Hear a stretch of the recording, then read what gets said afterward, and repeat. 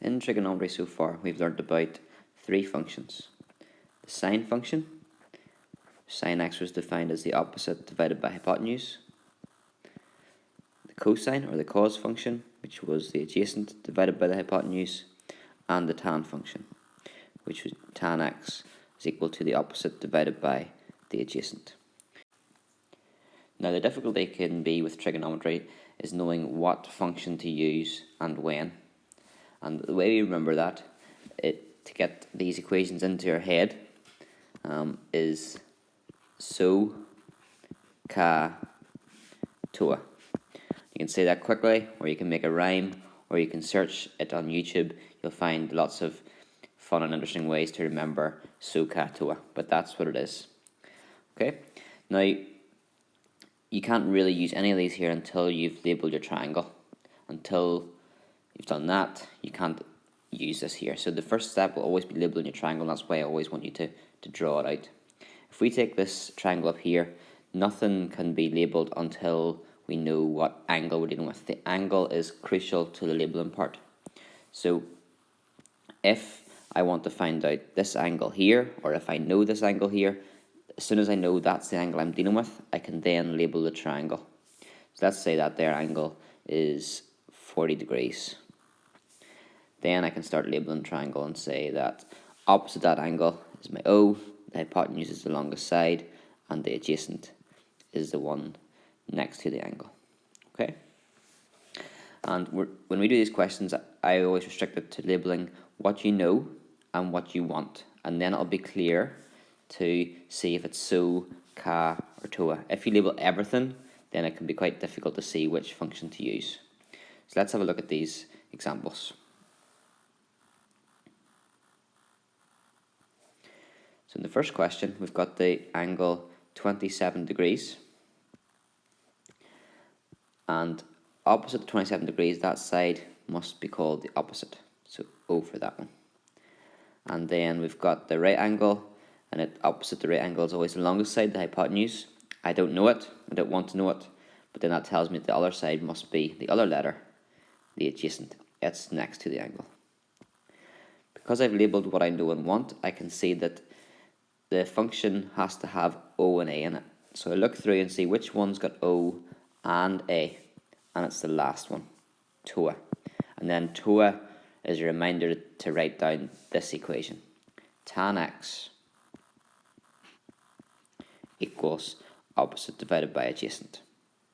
And then you've got to use your skills that you've developed over the last couple of lessons. Tan of the angle, tan 27, equals the opposite, 28, divided by, don't know what I've done there,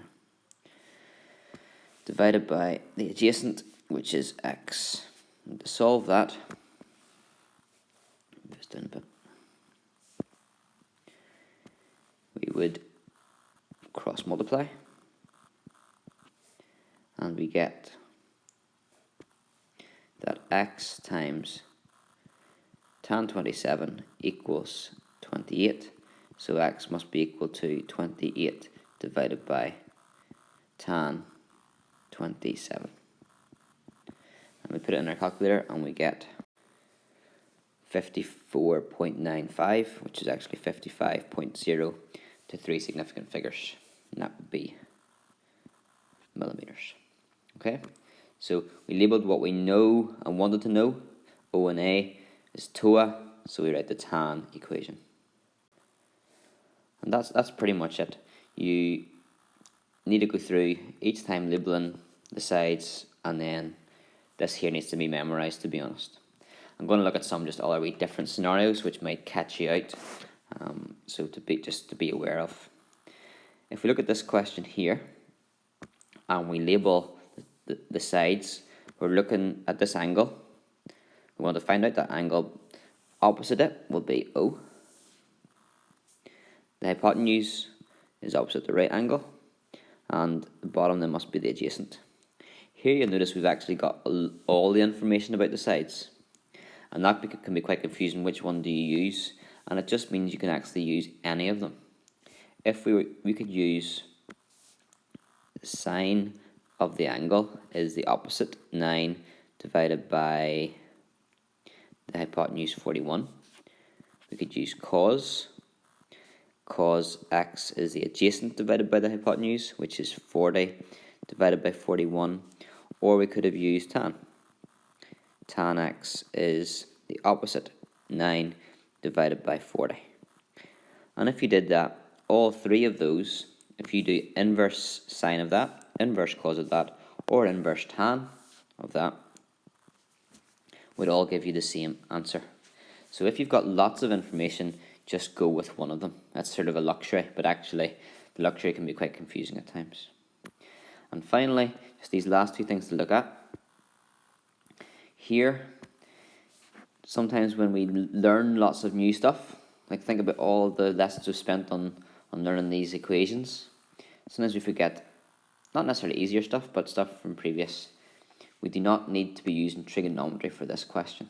If you know two sides of a right angle triangle, you can find the third side by using your Pythagoras.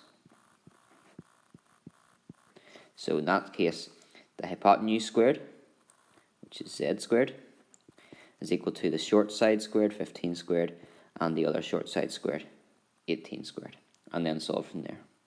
And then bring it back to first year. You do not need trigonometry or Pythagoras for this sort of question. Always remember that angles in a triangle add to 180. So A would be equal to 180 minus 36 minus 57. So when you're looking at triangles, from now on, you should have these three things in your toolbox or your toolkit.